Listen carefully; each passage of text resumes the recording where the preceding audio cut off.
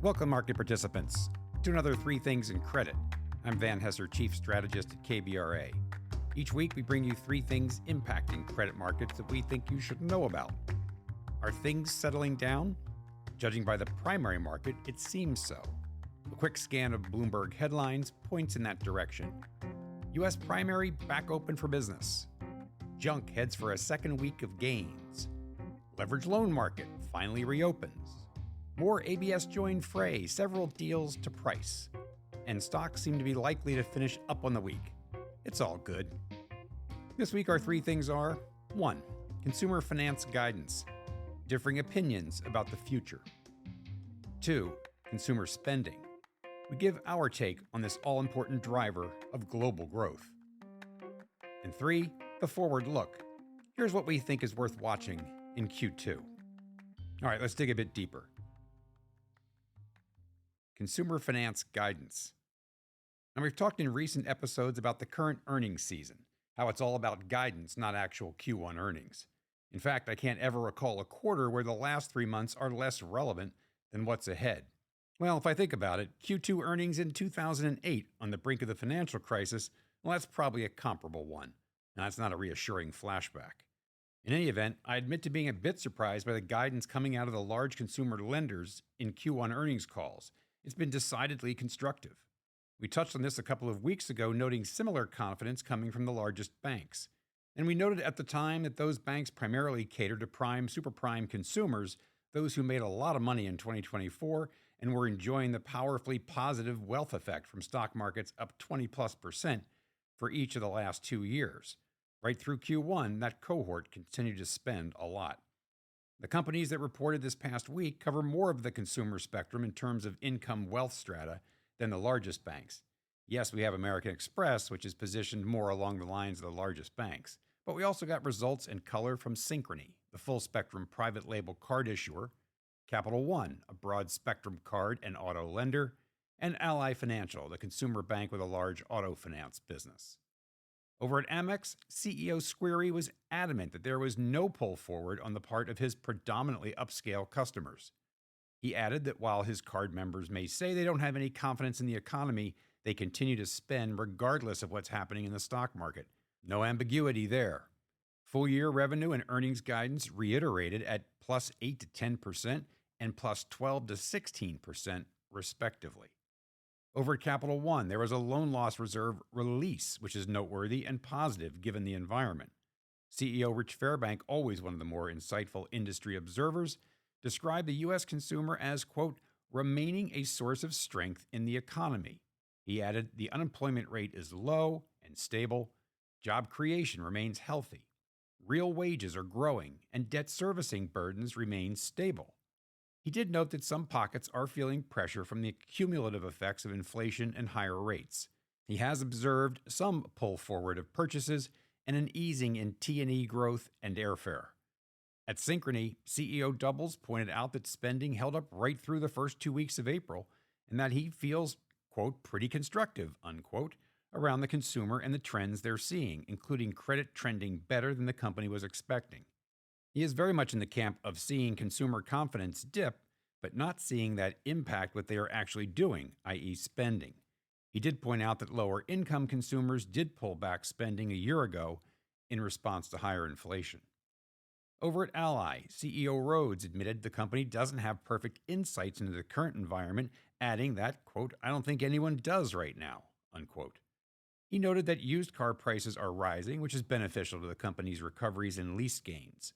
He believes there is some pull forward of origination volume. Now, summing it all up, credit and spending deterioration is all about the future. As Synchrony pointed out, the sequencing of events, should we tip over into recession, is as follows.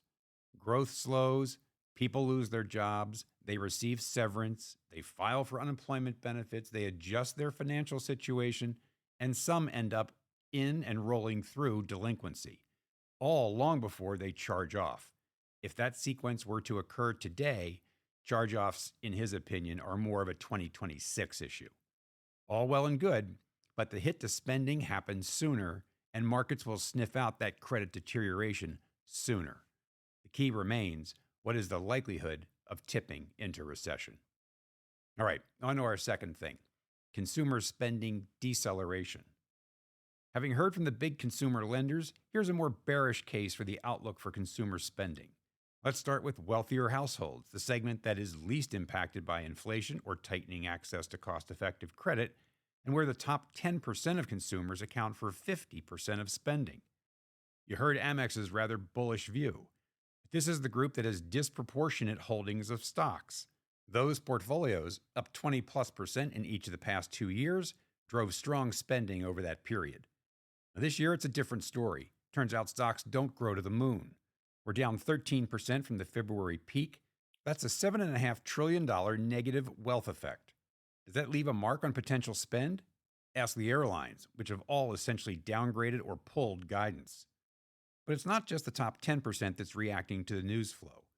In the University of Michigan's survey of consumers, sentiment has plummeted to levels not seen since the GFC for the top third of earners, the middle third, and the bottom third.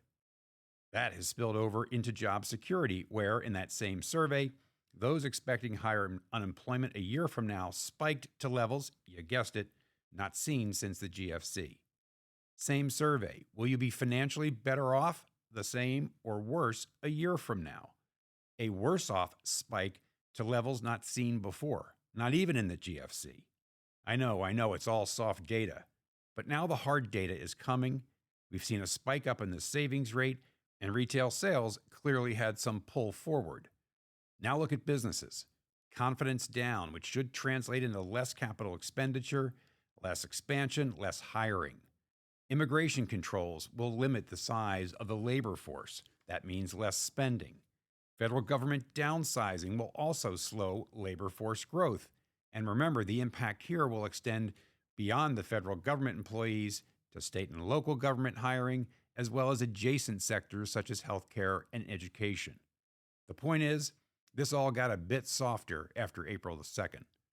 We don't want to overstate things here. After all, we still believe we will avoid recession due to the strong starting point of both consumers and businesses and the presence of policy guardrails in the form of the Treasury Secretary and GOP party officials worried about future elections, not to mention markets.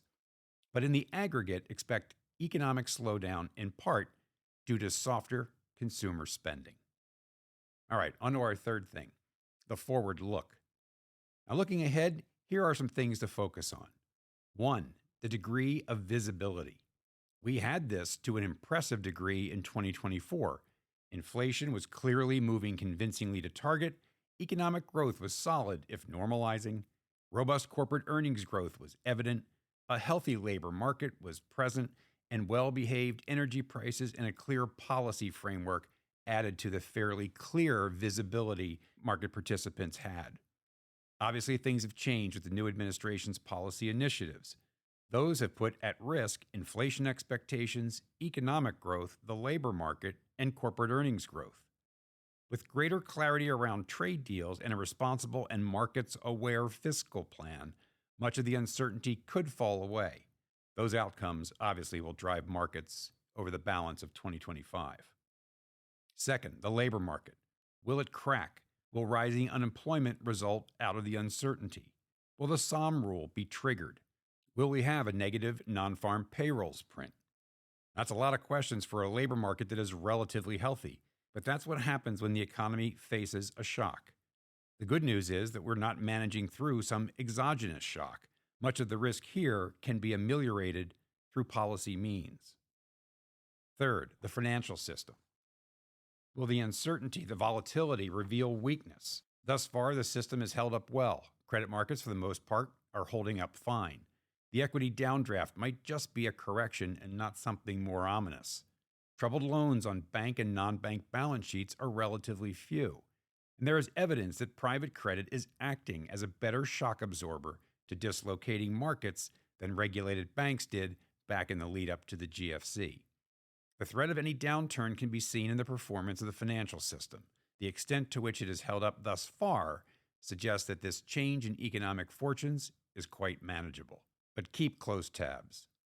And 4, watch for signs that consumer spending has hit an inflection point. Now, we will discuss all of this in an upcoming report part of an ongoing quarterly series that we will launch along with my colleague in London, Gordon Kerr, which will launch a similar report focused on the UK and Europe. Keep an eye out for those reports.